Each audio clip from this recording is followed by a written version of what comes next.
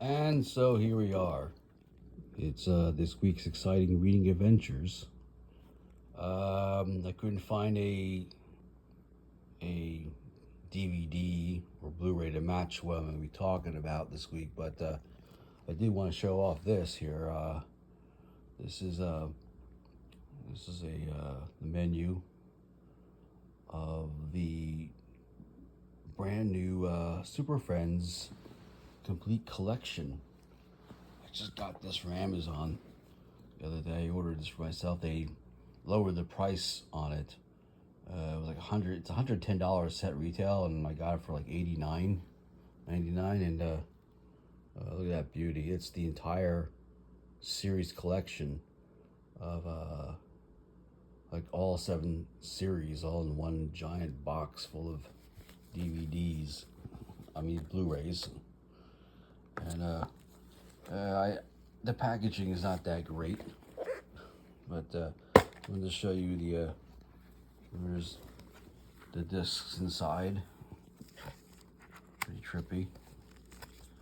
They're all like color coded.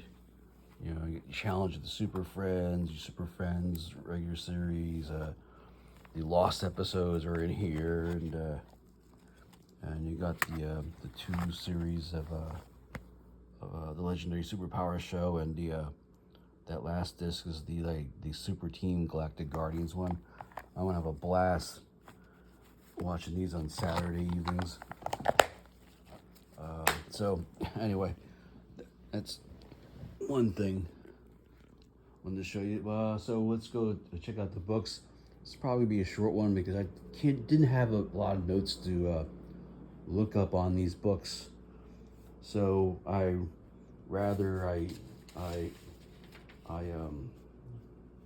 researched the series themselves, and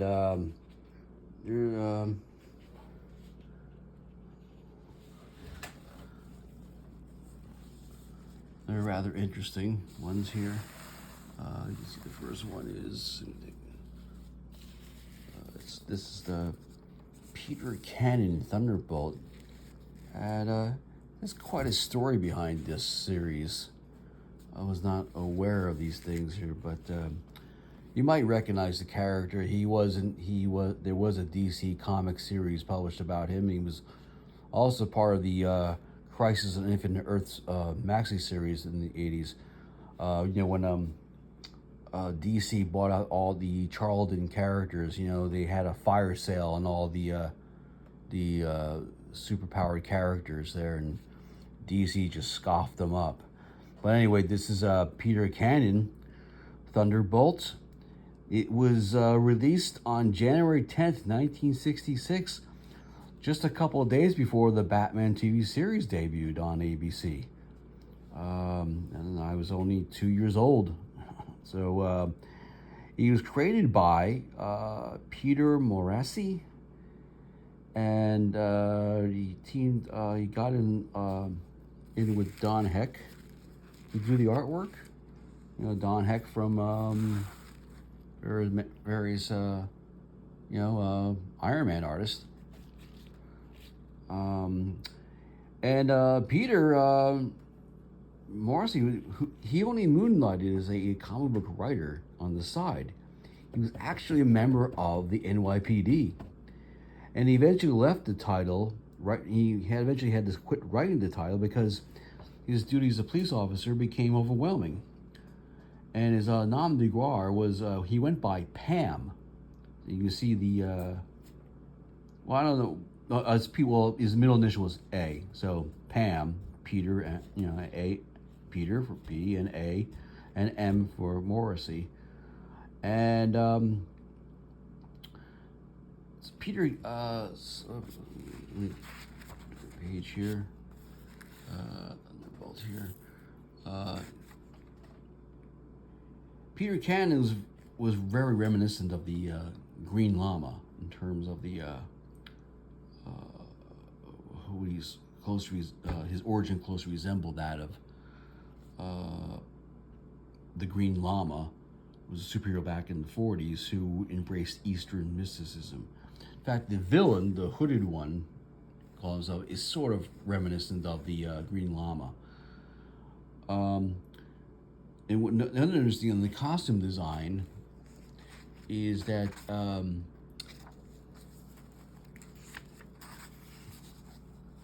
his costume design is sort of like it sort of resembles the Golden Age Daredevil, and Morrissey tried to get the rights to the Golden Age Daredevil, but he failed to do so. So he came up with this character called Thunderbolt instead.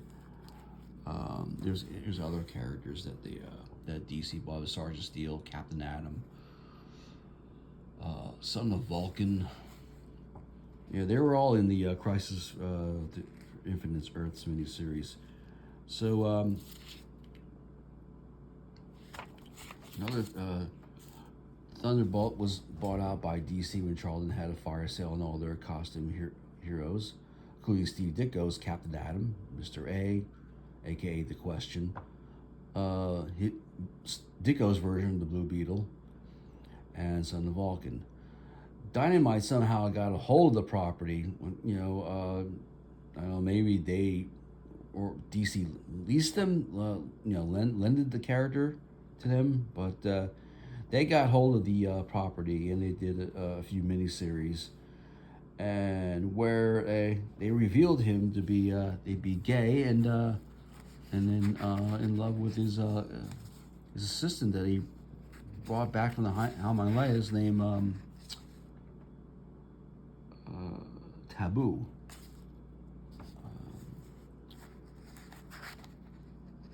Let me see.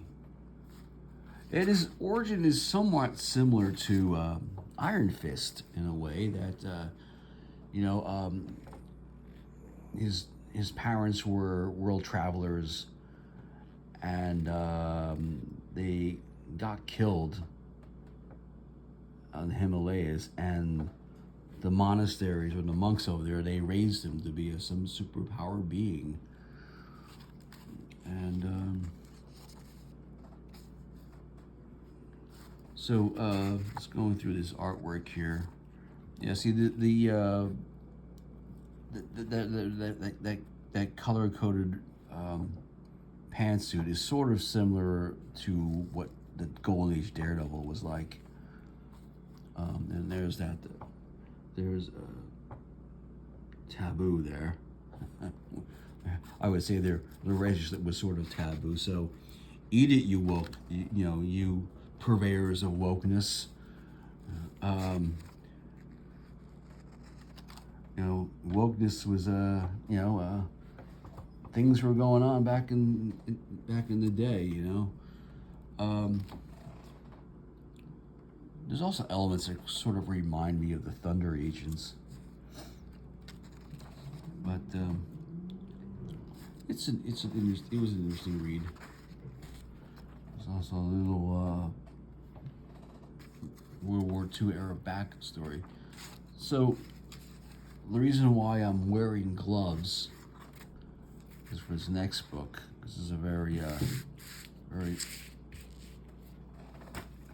rare book here, and we're going to start with this is from 1959. This is called The Adventures of the Fly. It's a character. He's part of the Archie line. The Red Circle comics were a line of superheroes that Archie Comics published, and the Fly was created by none other than Joe Simon and Jack Kirby for the Red Circle Comics, an imprint of Archie Comics. It is rumored that the Fly is the inspiration for Stan Lee's and Steve Ditko's Spider-Man.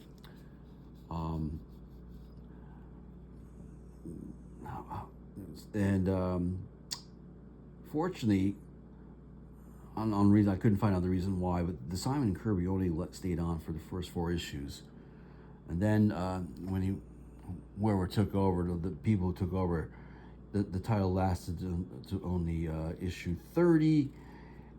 The book was canceled in 1964 with issue 30, only to be revamped as The Fly Man, and which lasted till 1969. DC got hold of the character, and they did a 17-issue series. And I never saw it. I never saw that book. Didn't do well, I imagine, and it went right back to the rights reverted back to Archie Comics, who revived him a few more times. Um, and his origin is similar to Shazam. Where he's an orphan and uses a magic ring to summon the Fly to make him into an adult superhero. I think he usually his way he would go. He would say, "Oh, I wish I was Flyman," and then he appears. And even though he has wings, he has like the Fly. He only used those as like decoration.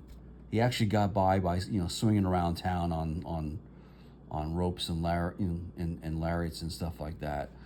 So this is this is a 1959 book, like I said. It's starts off. There's a few stories in here. He fights with this crazy leprechaun who controls a horde of robots.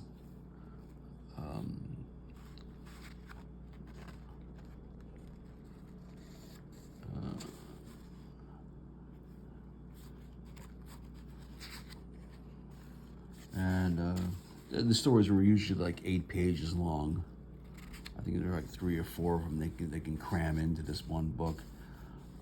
This one was called "One of Our Skyscrapers is Missing." Back in those 50s and 60s books, you had little prose stories on the side, which were always, some were interesting, some just you just like immediately fall asleep on. But it's this big dude here.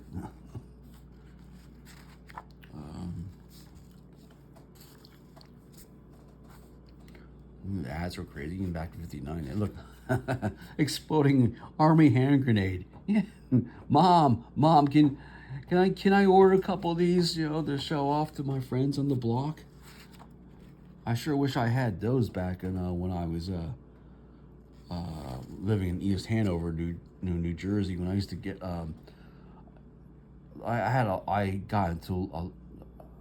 I was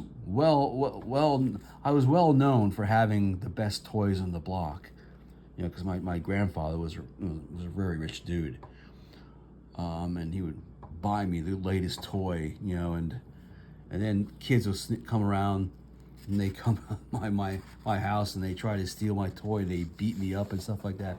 Oh, here's a great one. Look at that splash page there.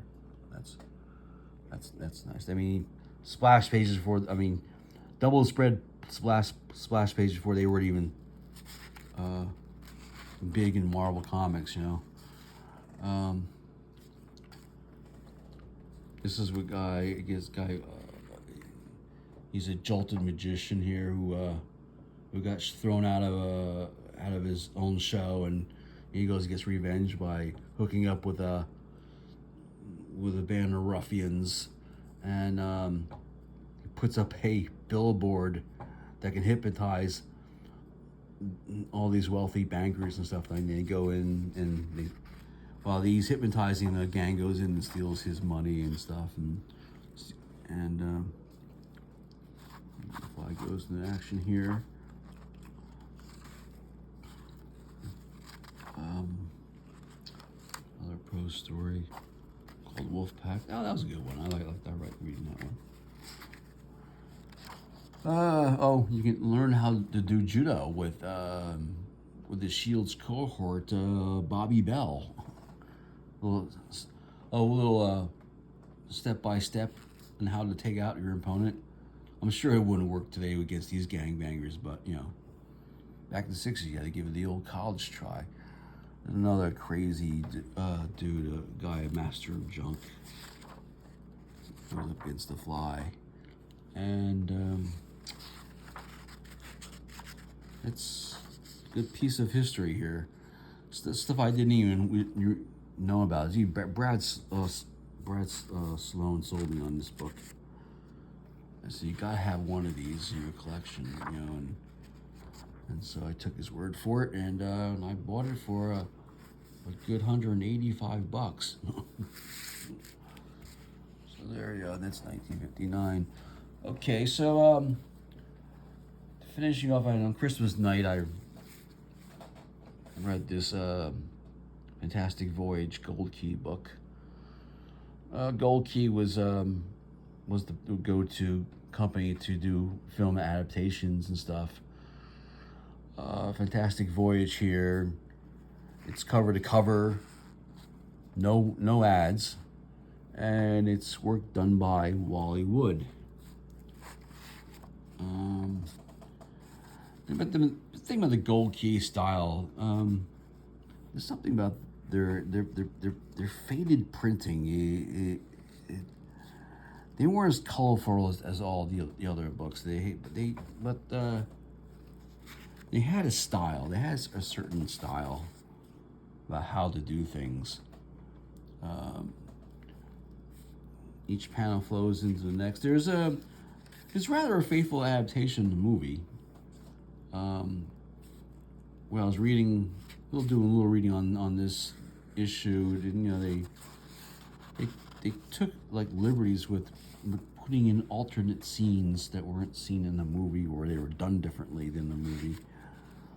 But the story flowed. It was generally a faithful adaptation, and you see that's no Raquel Welch there,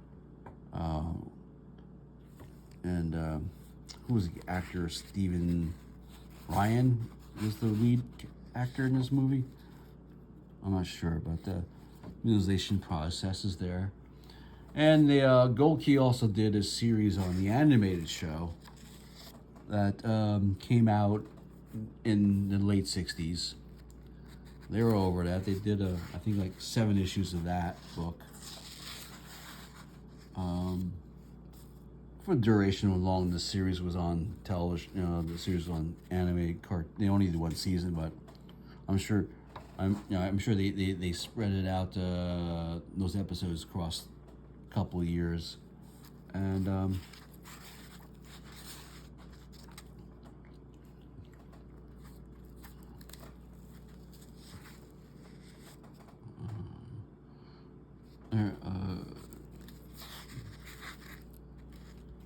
I think I have this movie on Blu-ray somewhere, but I didn't want to go through all that stack of DVDs to look for it.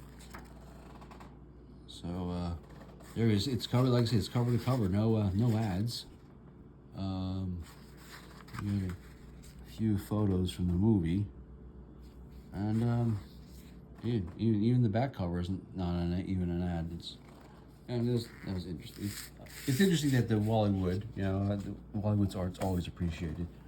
And just a couple hours ago, I read this, the Beneath the Planet of the Apes adaptation that Gold Key did back when the movie was first released. Don't know much about this book at all. I can't find who book is credited to. And you see this is what one of the things about Gold Keys. When they did panels, they had no borders on the panel. It's just like I can't imagine.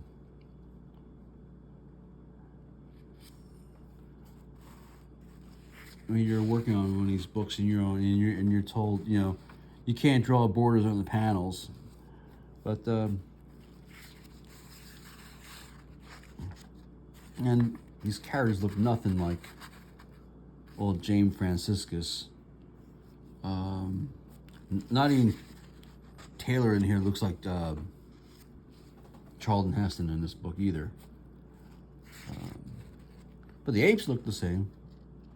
So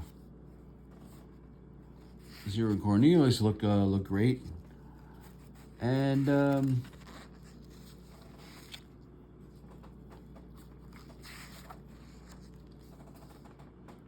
okay, going through here.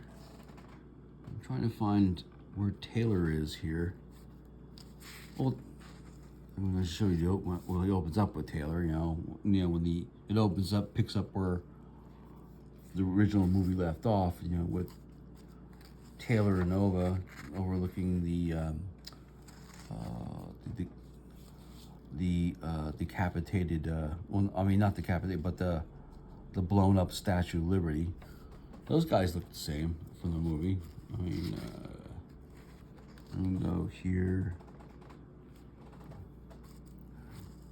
Oh, and there's Taylor. Well, I guess he's sort of Charlton Heston in this. I mean, the 1970s Marvel magazine adaptation did not make Taylor look like Charlton Heston for some reason.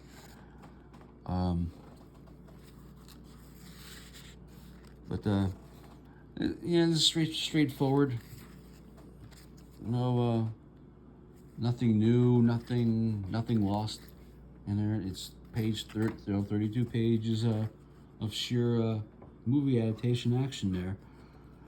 A couple of that. So that's all I really got for the books this week. But I'm gonna take you see what's going on with Comic Book Project 2025. I've now that my roommate moved out. Wait till you see this. Wait till you see this. What I've done here. There's just comic books all over the place here. Look at that. And there should be light. So, walking back here, you can see the entire room here. Look at this. What a mess. I got through all my Silver Golden Age books and stuff, and I found a few treasures along here. Sure, I've shown you that before. That's from 1948, that called Disney Comics. Got a pile of amazing furry freak brothers. A pile that these were my half sister's books, and I think I showed these the other day, and just got 3 plops here. I'm kind of anxious to read those. But check this out. Check this out. I just found out today. I was looking up books all this afternoon. I came across.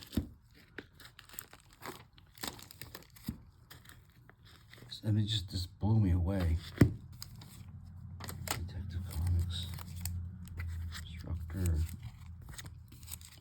Where are you? I have some of these Atlas books too. Just doubles an Atlas. Demon. It should be. Damn it. Darn it. Oh. I don't think it's in this pile. No, it's in this pile. Why did I put it in this pile? Daredevil's here.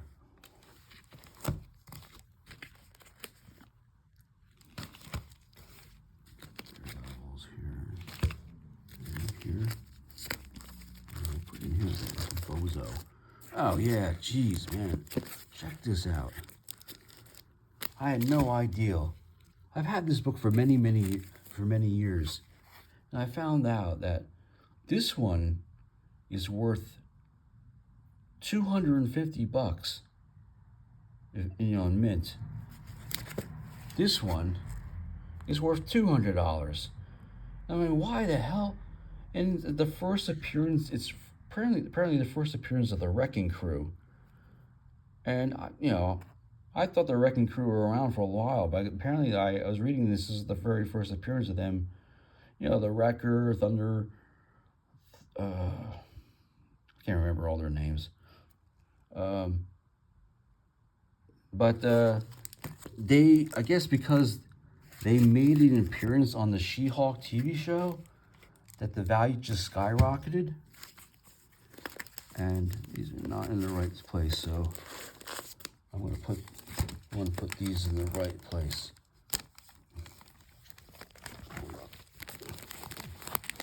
Demon Defenders. So that was a interesting find. A couple other books here.